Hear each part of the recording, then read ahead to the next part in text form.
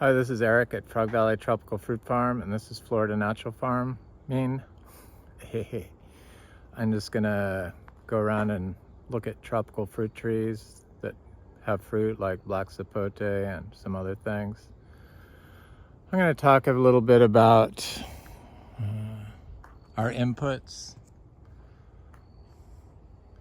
People seem to get obsessed with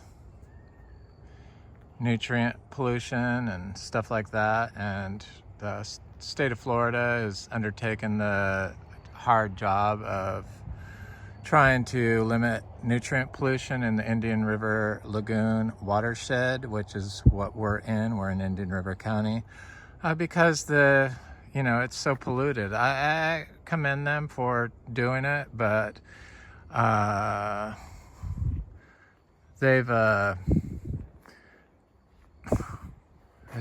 it's just frustrating. It's like if you're a farm like we are, then they come out and they inspect, and then you have to do all these calculations of how much fertilizer you apply. And I always had done that with biodynamics, so I had to figure out how much nitrogen we're applying per acre per year total, but they also want you to do phosphorus, and so I did it, but not the phosphorus. But the per acre per year worked out to 29 pounds of nitrogen per acre per year we apply, which is way below the recommended allotment of nutrient recommendations that University of Florida gives for all these fruit trees that we have growing in a highly concentrated multi-species format here, model here. And so they came out yesterday, and he's like, well, how did you come up with that number? And I'm like, well, there's a calculation. It reminded me of the organic certification process. And I said, well, there's a formula, you do that. And he's like, well, how did you do it? And I said, well, there's a formula. You take how many pounds you use per day, which we use about 50 pounds, and that's on the way high side now with our miniature zebus, because 5 miniature zebus they consider to be like one regular sized cow. I would say it's 6 because ours are so tiny, but because our bull weighs like 250 pounds, so it's like 50 pounds of manure per day, and that's including the field manure and the because we rotationally graze them, and then I move the manure from the barn that they poop in there at night, and I apply it daily year round, which equals to 50 pounds per day of manure, which they call biosolids, which I have an issue with. I said, well, it's not biosolids. And they're like, yes. He's like, yes, it is. That's what it is. And then he said our cows were dairy cows, which they're not. They're beef cows. But I didn't want to argue with him on everything. I was already upset that we had to go over this when all we do is try to focus on taking care of the Indian River Lagoon and the ecosystem, and they didn't even know what dry farming was. So anyway, so he did his little calculations, and he said, you're applying 90 pounds of nitrogen per acre. And I just was like, what? And I'm thinking, there's no way I'm applying that much nitrogen per acre. So I thought about it all day yesterday. By the time he was done, he said, okay, we'll fill out this every month and say how much you're doing, and then get a soil test. And I'm like, why do I have to do a soil test? Because we need to know that you're not over applying. I'm like, well, okay, so we'll do the soils test for $10 to see how much nitrogen and phosphorus is in there. And so we have it on record, and then they come back every other year to check your records. And if you don't sign up for this program, then they go ahead and do the test to test what is going on, and then they fine you accordingly. I guess probably the end goal is to take your land away from you. But environmental fees can probably run millions of dollars, and then you probably have to get an attorney. So we signed up for it. You have to. Basically, you have to sign up for this program if you're in the Indian River County or Indian River Lagoon watershed. So Here's a big Inga spectabilis tree. Somebody's been kind of obsessed with nitrogen fixing trees on their comments, and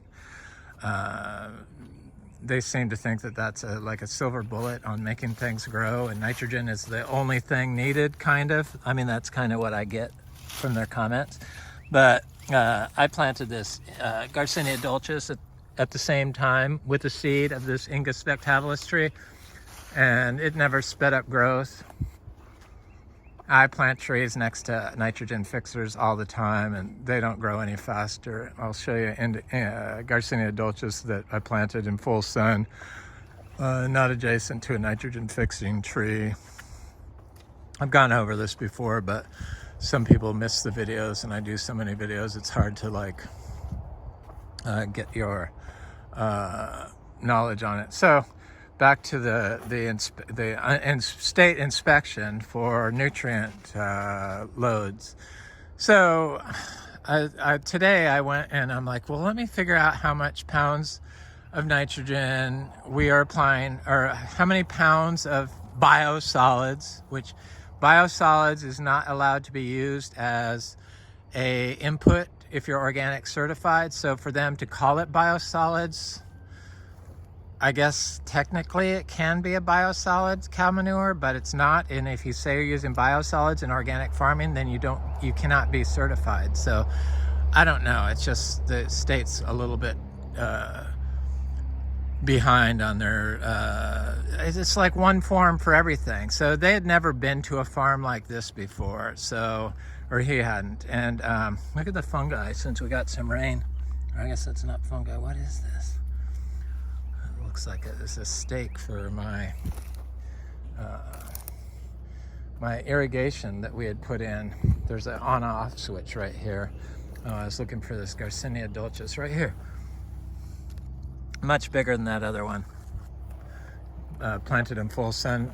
Planted right next to an oak tree that popped up by itself. So I figured out how much pounds of, at 50 pounds a day, 9.77 acres, times 365 times 50 pounds is like 18,000 or something, 18,000 pounds. So divided by 10, or 9.77, because that's the number of acres, it comes out to 1,850 or something like that of pounds of manure I use a day. Well, in a ton of biosolids, it's 26% nitrogen is what you're applying per acre per year. So how did they come up with 90 pounds? That's what I don't get. So I should have questioned everything they were going over, but he was very happy that we were well within our range of inputs that we apply. And he was happy that we had him wrapped in hay. Yeah, because it's compost piles. So we were well within our range, and we just had to fill out the paperwork. But it was a lot like, it was like very intrusive, and it felt like it was kind of weird because they have a form that they want everyone to fit in, and it's all geared toward industrial fertilizers, because that's what the citrus industry is in Florida. It's industrially grown plants. So they use chemical fertilizers, which cause lots of runoff, and the rates they use is really high. But also, I said, well, it's all cow manure. I said, what about the neighbor's cows? He has 15 giant cows, like 2,000 pound cows. So 2,000 pounds, ours are, say 300 pounds each, times 5, that's 1,500. So less, plus 2 donkeys, so that's about 2,000. So like equal to one big cow. And they're big cows he has. So I said, what about our neighbor that doesn't have any vegetation, no trees, no crops growing? He mows his fields, and during the drought, which we've been having, there's absolutely zero feed in there, and he doesn't rotationally graze them, but there's 15 cows in there pooping. I said, what do you do about them? Because obviously, if we're applying 90 pounds, you say we're applying 90 pounds of nitrogen per acre per year with our cow manure, that's 15 times more or 14 times more than what we're applying. So that's like 14,000 pounds per nitrogen per acre that the cow system is applying. Oh, well, they're exempt. They're exempt. Why? If it's cows, then you don't have to do it. You don't have to enroll in the program. I said, so the farm on the same amount of acreage that doesn't have all these tropical fruit trees, that eats up all the nitrogen that we apply in less than 1/15 the amount, or what is it? Yeah, 1/15 the amount of nitrogen that the cow farm applies. It has to be like 14,000 pounds of nitrogen per acre because they're using cows too. Doesn't have to be inspected. Well, that's a loophole in the system. Yeah, it is. And I said, well, so if I take and I rotationally graze my cows through my system here, then do we have to be enrolled in the system? And he goes, no. He thought about it for a second. He goes, no. I said, well, that's kind of weird. I said, it's weird that if I pick up the manure and distribute it evenly throughout the farm, because I move the manure 20 feet, we have to pay attention to it. But if somebody has 15 times the amount of cows on the same amount of land as us, then they don't have to do it because they don't touch the manure. It's just so screwed up. It's just, bureaucracy is just flawed. It's just so wrong. And then I said, well, and then he wanted to check our ditches on both sides of our property. On either side of our property, there's like drainage ditches. We have it fenced on our side to make sure we weren't spraying weed killer on it. But the neighbor in the back, who has horses and isn't in agriculture, doesn't sell crops or produce crops, but still has like 5 or so acres. But he has an easement road along our property all the way to get to the back. Sprayed his glyphosate in the ditch, on the embankment, in our property. They don't have to follow the rules. But they're checking us to make sure we're not spraying the ditch. But it's okay if they spray the ditch. And it's okay if the farm 2 doors down has 15 times the amount of nitrogen they're applying per acre per year that they're not checking. It's just like, oh my God.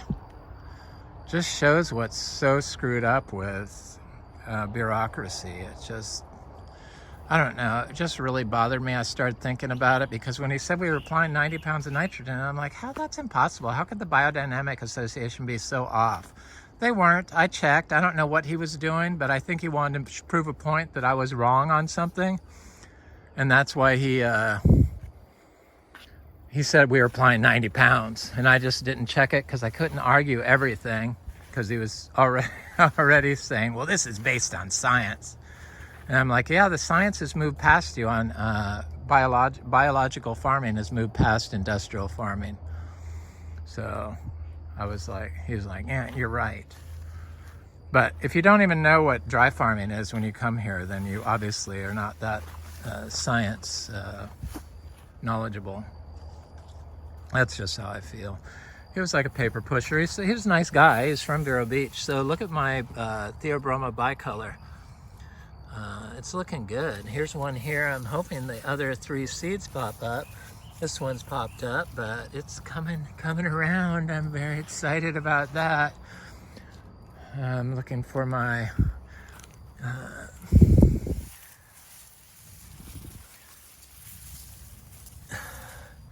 my little Puteria macrocarpa, but I don't see them coming up. I see some cacao I put in here popping up. These little cacao are popping up. They're getting quite big. From our fruit trees.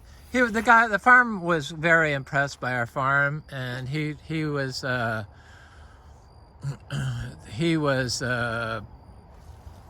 very impressed by the farm and what we do, and you know, the fruit trees and the fruit we get, and the fruit we're selling and the seeds we sell and blah blah blah.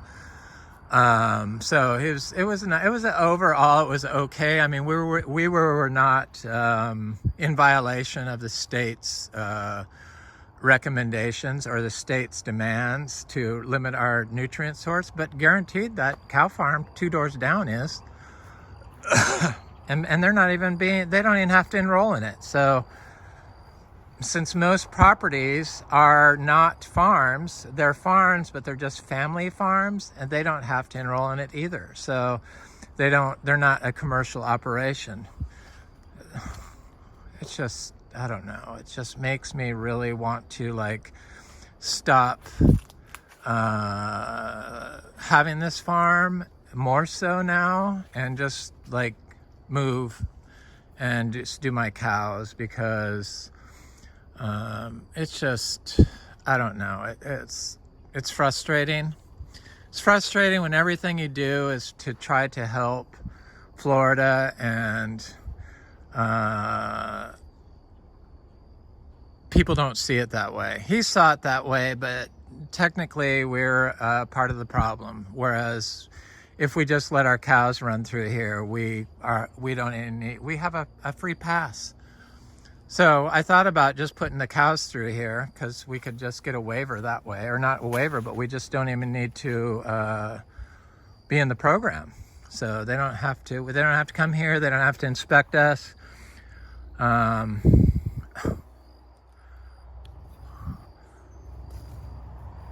He was a little surprised we don't have graining. Oh, they're trying to figure out how to stop graining. And I'm like, well, I figured it out. But, you know, they don't look at us because we're unconventional. And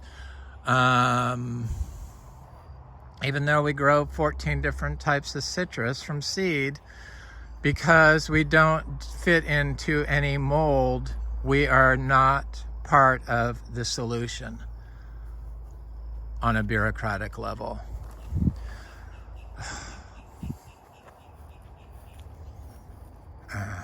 Anyway, that's where I'm at.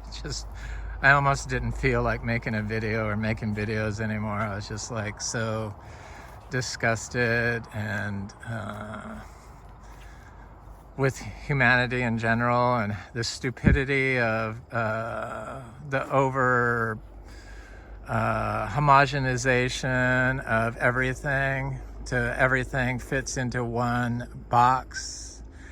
And when they say this is science-based, yeah, your agricultural science-based was developed by the chemical corporations, the chemical cartels. So it's not really science-based, it's business-based model.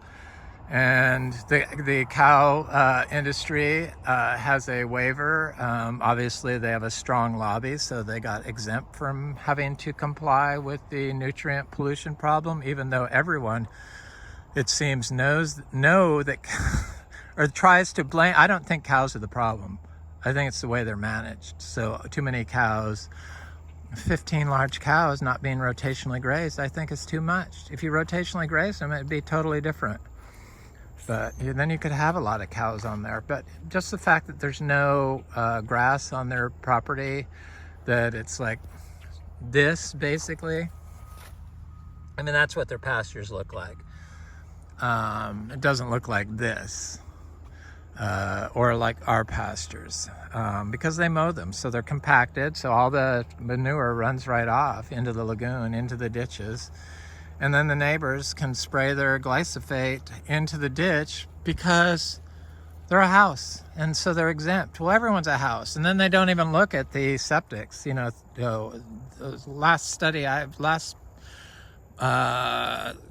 study I saw on where the nutrient pollution is coming from in the Indian River Lagoon from 2023, the majority of it comes from septics in Florida. So let's see, we're going to go after the regenerative farms and the small farms because they can't fight us, and then we'll pinpoint them as the problem. It's not the cows. The cows aren't the problem. Mangoes are looking good, huh?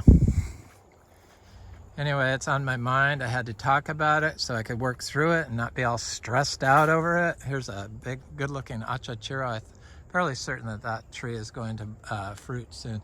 So yeah, we do want to sell. In fact, I'm leaning more towards listing this property with a real estate agent.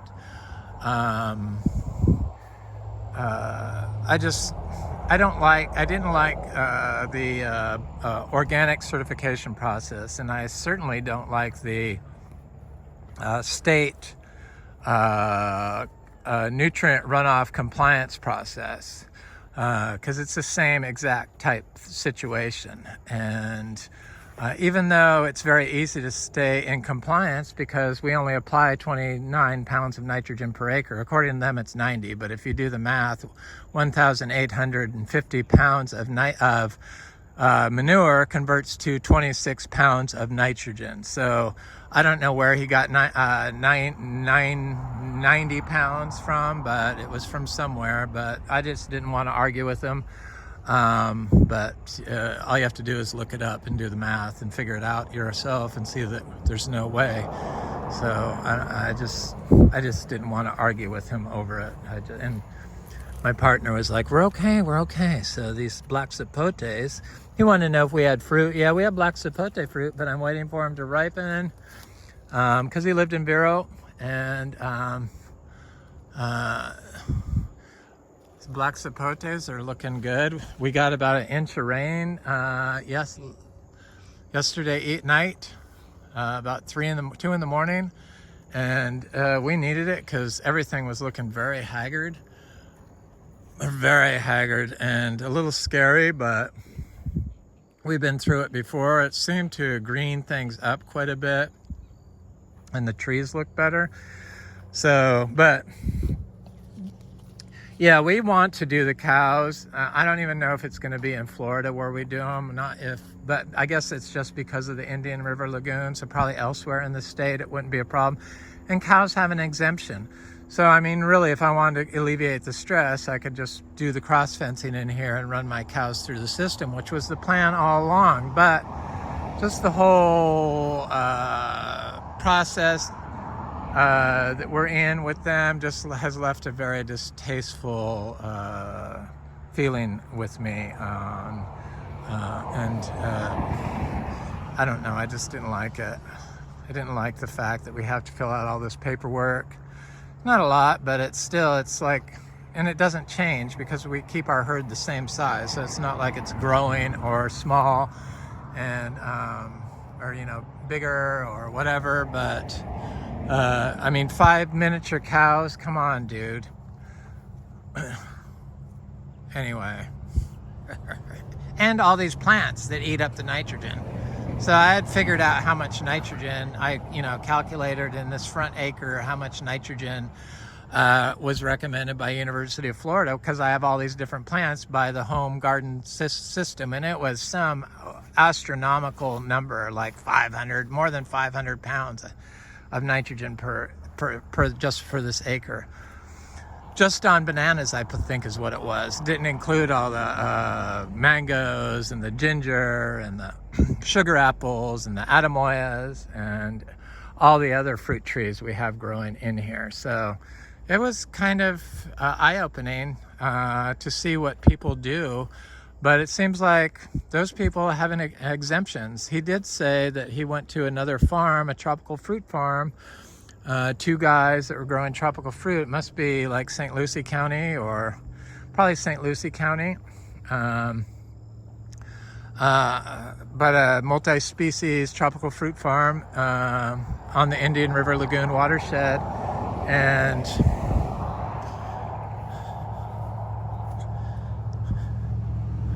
look at these orange sherbet mango droop.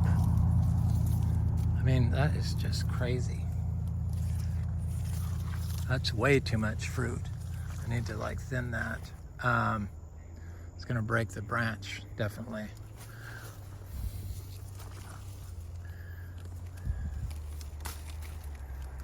That's the problem. There we go. Orange sherbet is just such a good producer. It's crazy, overproducer. He said that the farm with the other tropical fruit farm, he says that they were applying 5 times the rate that is allowed of nitrogen and phosphorus. So I couldn't imagine being them. because I asked him what you do. I said, so what would happen if when I do the soil test and it comes back high, which it won't. I've never done a soil test here because everything we do, and this was my counter to the organic certification process and the biodynamic certification process. When they asked if I did soil tests, I said no, because everything we do here is what is recommended to do to fix the problem of an imbalanced soil system organically. So we're already doing the cure to fix overabundance of nutrients or nutrient depletion. So, so I don't believe in nutrient stacking. I just don't believe in it. And people get sidetracked on nutrients, and that one person that is like obsessed with nitrogen fixing trees and plants and grasses. I understand rabbit holes and getting obsessed with some things, but we as humans tend to try to focus on the silver bullet, one silver bullet to fix everything, whether it's peptides, amino acids, nitrogen, phosphorus, potassium, protein is a good example. It's the whole system's approach.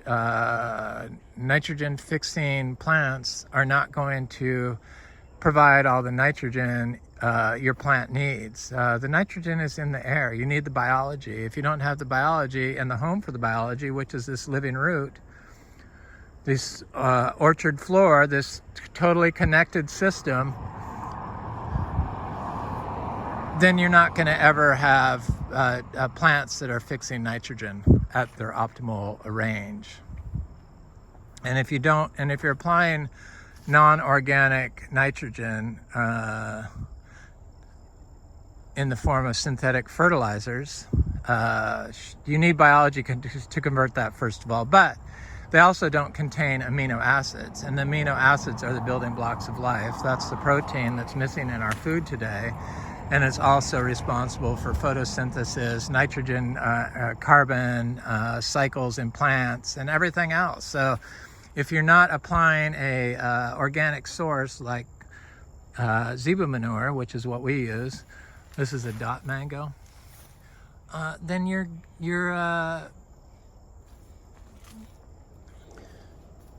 not going to have the amino acids or the proteins in your plants, which is why our food has become so nutrient depleted. So it used to be we had 50% more protein in our wheat than we do, in 1938 than we do now. So it's because we're not applying organic source of nitrogen. Fertilizers. And the cow has been used traditionally for thousands of years to grow food for thousands of years successfully. I mean, we're still around because we were using the cow for so long, but we've moved away from that, and we've now poisoned our cows with the advance of GMOs and glyphosate and Grazon to get rid of weeds and stuff like that, so that your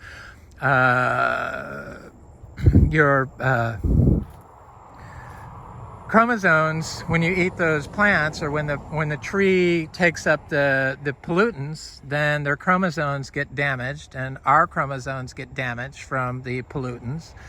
And the proteins misfold, and your plant can't uptake, let's say, selenium or cobalt or any number of nutrients correctly, and that affects its metabolism, and hence we have citrus that only lives 15 years. So everything is connected, and we need to go back to a more regenerative, natural, traditional way of growing.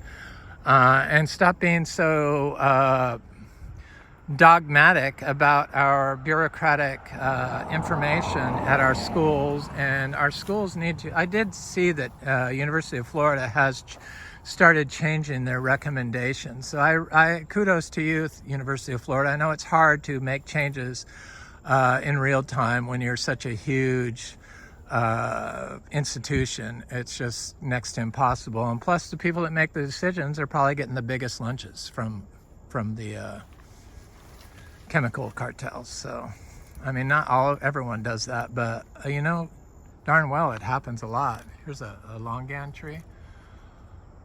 This is a Sri shampoo longan. It doesn't look like it's going to have a lot of fruit, but we've been in a severe drought.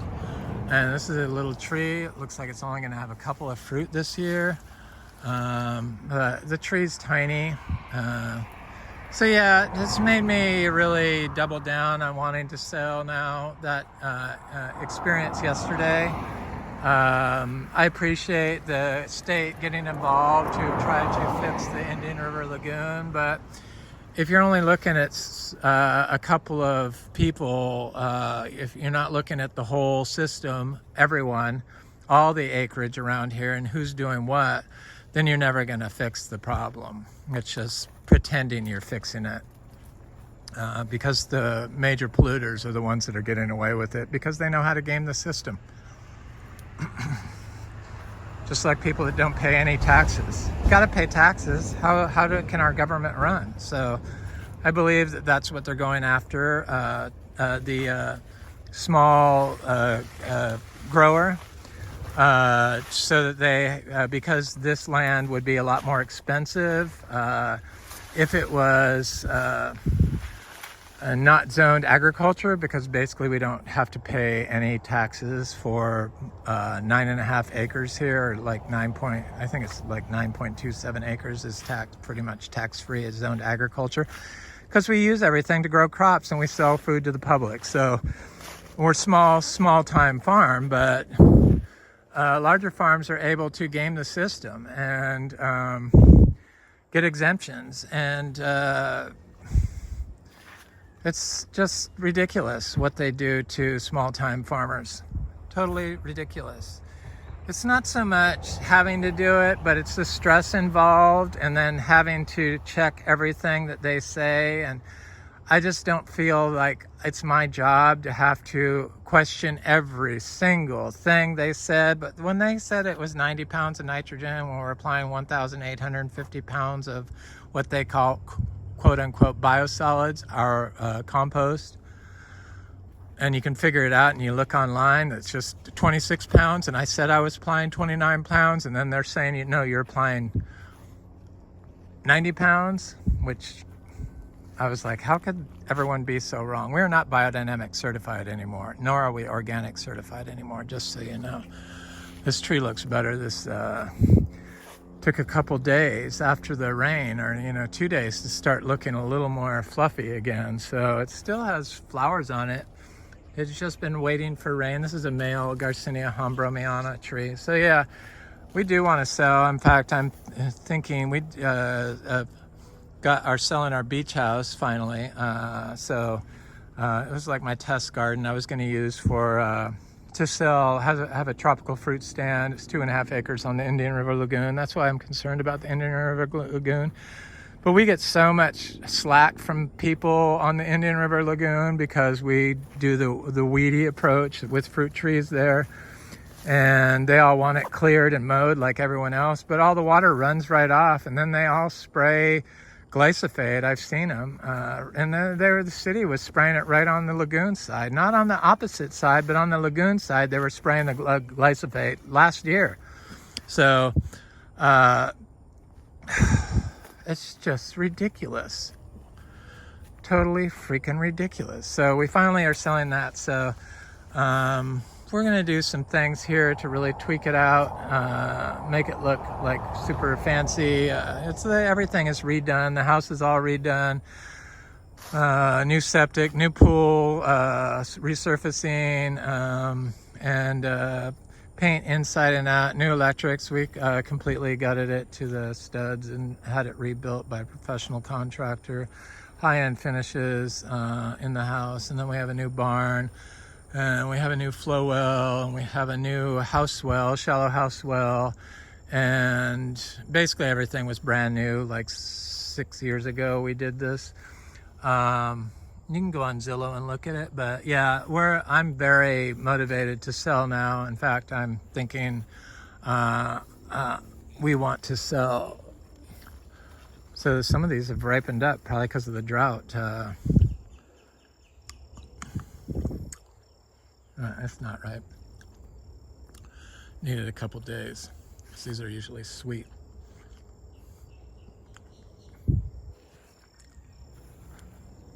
They're usually bigger than that too. That's a Garcinia brasiliensis. So yeah, if you're interested in purchasing this before it hits the real estate a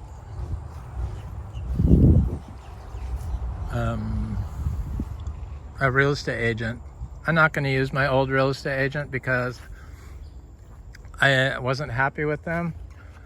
They just took horrible photos and they had trouble walking, and no fault to themselves, but they, you really have to kind of walk to show this property. And if you can't walk, you're not going to be able to show it.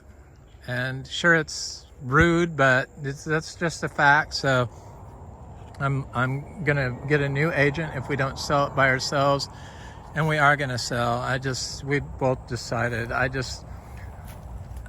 see the direction that this area is going. It's turning more into Palm Beach, and I just don't want to witness the total destruction of Indian River County and Vero Beach, full of the Californization of Florida is well underway here. And this is that Garcinia syllabica, the Garcinia ambromiana, the seashore mangosteen.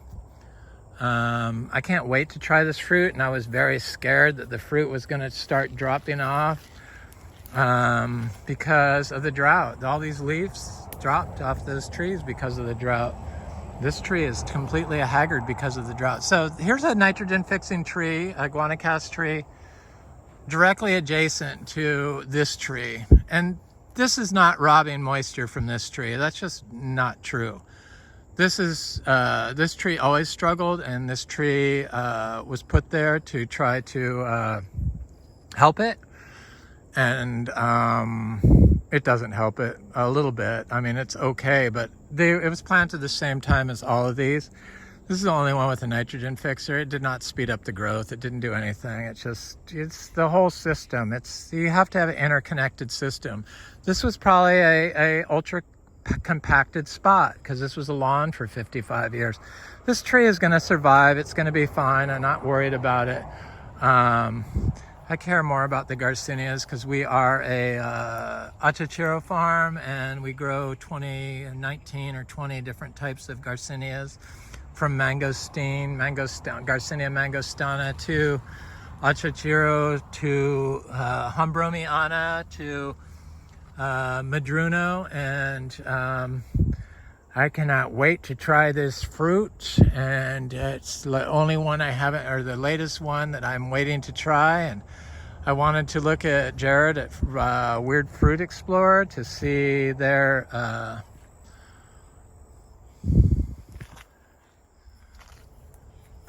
see what he said about this seashore mangosteen, but he's never reviewed that fruit, so it's supposed to be good. It's supposed to be fairly good sized fruit, so I'm very excited to try that. We will be selling the fruit, and I will be planting seeds of all the fruit that I eat and let people try. And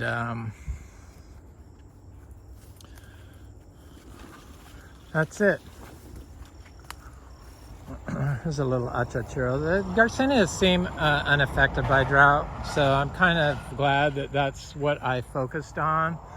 The Garcinias and this jackfruit tree, the orange crust jackfruit, seems unaffected by drought.